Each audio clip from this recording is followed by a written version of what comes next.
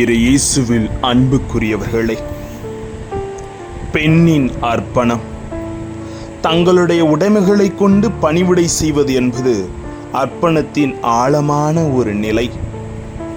இப்படி தங்கள் வாழ்வை முழுமையாக அர்ப்பணம் செய்து ஒவ்வொரு பெண்மணிகளும் நமது வாழ்க்கையிலே நல்ல எழுச்சியுள்ளவர்களாக உருவாக்க உதவும் கரமாக அவர்கள் இருக்கிறார்கள். அந்த ஒரு அழகான சிந்தனையை தான் இன்றைய நற்செய்தியில் பணியை, சேவையை ஒரு வேலையாக பார்க்காமல் ஒரு வாழ்வு அர்ப்பணமாக தங்களையே தம்மிடமிருந்த அனைத்தையும் ஆண்டவருக்கு கையளிக்கின்ற பற்றற்ற மனநிலையை பெண் சீடர்கள் கொண்டிருந்தார்கள் என்ற ஒரு மேன்மை நற்செய்தி உணர்த்தப்படுகிறது. வார்த்தை சொல்லும் அருளுரைகளை கேட்க வார்த்தையோடு பயணிப்போம் வாங்க. Praise the Lord. இயேசுவுக்கே புகழ், இயேசுவுக்கே நன்றி. இறைவனின் அருட்கரமும் அருளாசிரும் உங்களோடும் உங்கள் குடும்பத்தோடும் நிறைவாக தங்கிட உங்களை நான் வாழ்த்துகிறேன்.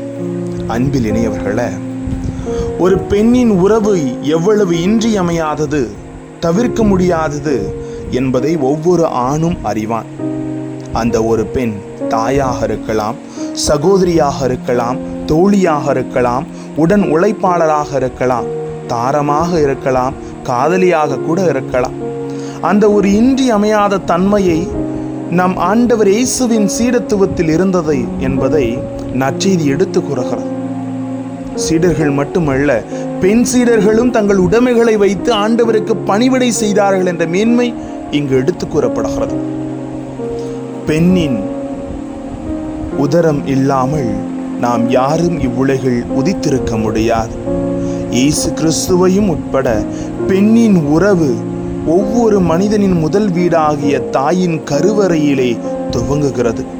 இதை யாராலும் மறைக்க முடியாது, மறுக்க முடியாது. இதுவே பெண்ணின் இன்றியமையாமையை மறுக்க முடியாத நிலையை நம்மிடம் உருவாக்குகிறது.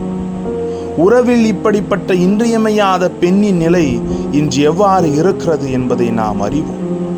அவர்கள் ஆணுக்கு இணையாக சமத்துவமற்றவர்கள், ஆண்களுக்கு கட்டுப்பட்ட அடிமைகள், ஆண்களின் எத்தனையோ சில பேர்களின் காம போதைக்கு ஆளாக வேண்டியவர்கள், ஆண்கள் செய்யக்கூடிய காரியங்களை இணையாக செய்ய வலுவற்றவர்கள் என்ற கருத்தியல் இன்றும் இருக்கத்தானே செய்கிறது. எத்தனையோ பல மாற்றங்களை எழுச்சிமிக பெண்களால் இங்கு பல அதிசயங்கள் நடந்து கொண்டு தான் இருக்கிறது ஒருபுறம். ஆனால் ஒருபுறம் நான் கூறிய இத்தனை செயல்களும் நடந்து கொண்டு தான் இருக்கிறது. பல முன்னேற்றங்களை எட்டியிருக்கிற நாம் வாழும் நவீன காலகட்டத்திலே பெண்களை குறித்து இப்படிப்பட்ட கருத்தியல் இருக்கிறது என்றால் 2000 ஆண்டுகளுக்கு முன்பு இயேசுவின் காலத்தில், அதுவும் யூத சமுதாயத்தில் பெண்களின் நிலை எப்படி இருந்திருக்கும் என்று நம்மால் எண்ணி பார்க்க கூட முடியவில்லை. புரட்சியோடு பல மாற்றங்களுக்கு வித்திட்ட இயேசு பெண்களையும் தன் சீடத்துவத்தில் ஒருங்கிணைப்பில் சேர்த்துக்கொள்ள விருப்பப்படாமல் இருந்திருக்க மாட்டார் என்பது இன்றைய நற்செய்தி நமக்கு புலப்படுத்தும் உண்மை.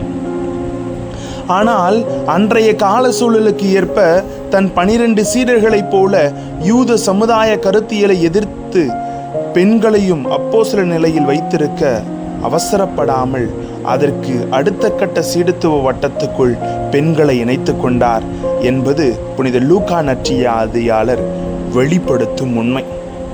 தன் சமுதாய கருத்தியலை கடந்து சிந்தித்த இயேசுவை போல நாமும் பெண்ணின் இன்றியமையாமையை போற்றவும், அவர்களை சமமாக கருதும் மனப்பான்மை எப்போதும் கொண்டிருக்கவும், பெண்ணின் மாண்பை காக்கவும் உறுதி கொள்ள வேண்டும் அன்பார்ந்தவர்களே.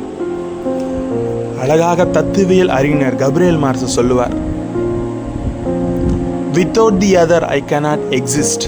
அதை அப்படியே நான் மாற்றி சொல்லணும் அப்படின்னா, பெண்கள் இல்லாமல் நிச்சயம் இந்த சமுதாயத்தில் எந்த ஒரு மாற்றமும் வந்ததில்லை, வரவும் முடியாது. அவர்களின் துணை கொண்டு தான் இந்த மண்ணுலைகள் எத்தனையோ மாற்றங்களை உருவாக்க முடியும், அதிசயங்களும் செய்ய முடியும். அதனால்தான் கடவுள் இருவரும் ஓருடலாய் இருக்க, இணைந்திருக்க வேண்டும் என்று ஆதியிலேயே முடிவெடுத்திருந்தார். ஆகவே பெண் ஆணுக்கு இணையானவள், ஆண் பெண்ணுக்கு இணையானவள் என்று இருவரையும் இணைத்து ஓருடலாக இணைத்திருந்தார் படைப்பு தொடக்கத்திலிருந்து. ஆகவே அதை உணர்ந்து நாம் அனைவருமே நமது வாழ்க்கையிலே பெண்ணின் மேன்மையை அறிந்தவர்களாக, அர்ப்பண வாழ்வின் உணர்வை புரிந்து கொண்டவர்களாக, எல்லா வாழ்க்கையுமே அர்ப்பண வாழ்வுதான் என்பதை இன்றைய நற்செய்தி உணர்த்துகிறது. அதை அறிந்து செயல்படுவோம். ஆசீர் நமக்கு. ஜெபிப்போமா. அன்பு இறைவா, இன்று உமக்கு பணிவிடை செய்த பெண்களைப் போல இன்று எத்தனையோ இடங்களிலே பெண்ணின் மாண்பையும் மகத்துவத்தையும் சிலர் இழிவுபடுத்தி கொண்டிருக்கிறார்கள். அந்த நிலை மாறி எல்லோரையும் ஏற்றுக்கொண்டு எல்லோரும் சமத்துவம் கொண்டு வாழவும், சமுதாயத்தில் நிலைத்திருக்கவும் உமது அருளை நாடுகிறோம். எங்களோடு தங்கும் ஆண்டவரே. Praise the Lord.